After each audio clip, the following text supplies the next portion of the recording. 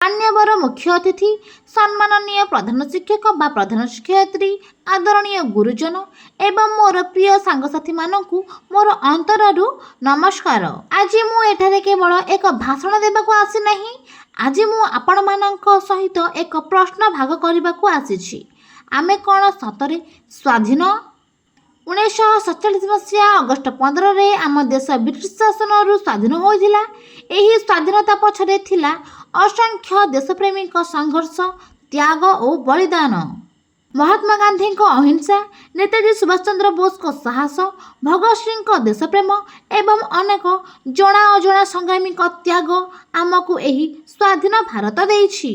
किंतु आज प्रश्न हेउछि से माने जो भारतर स्वप्न देखिथिले आमे कोन सही भारत गढ़ी पारिछु? जदि आमे जाति धर्म भाषा और अंचलर नाम रे परस्पर ठार दूरे जाऊ तेबे आमे की स्वाधीनर प्रकृत अर्थ बुझिछु? जदि आमे निज देशर रास्ता रे अलिया पकाऊ, नियम भांगू, सर्वसाधारण संपत्ति को नष्ट करू तेबे आमर देश प्रेम केवल पताका उड़ाइबारे सीमित रही जाऊ नहीं कि? स्वाधीनतार अर्थ हेउछि निज अधिकार सहित निज कर्तव्य को मध्य बुझिबा। आमे छात्र छात्री हुए तो आज आम हाथ में देश चलैबार दायित्व नहीं, किंतु आसंता काली एही देशर दायित्व आम हाथ में रहिबो। तेणु आज ठारू आमे एक छोट परिवर्तन आनिबा।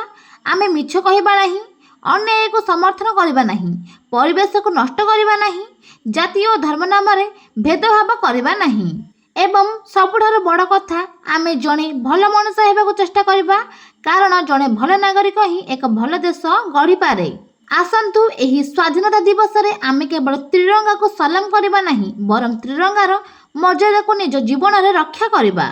आमर स्वप्न हेउ एमिति एक भारत जेउठारे मनुष्य मनुष्य को सम्मान करिबो, युवपीढ़ी स्वप्न देखिबो, प्रत्येक शिशु शिक्षा पाइबो एवं प्रत्येक भारतीय गर्वर सह कहिबो मु जणे भारतीय।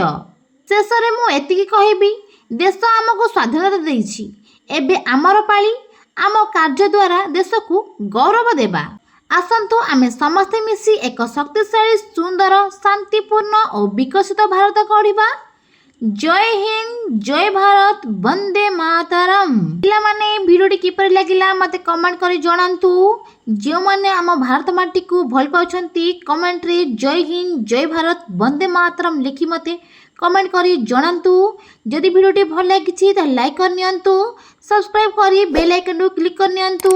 जय हिंद, जय भारत, वंदे मातरम पिला माने।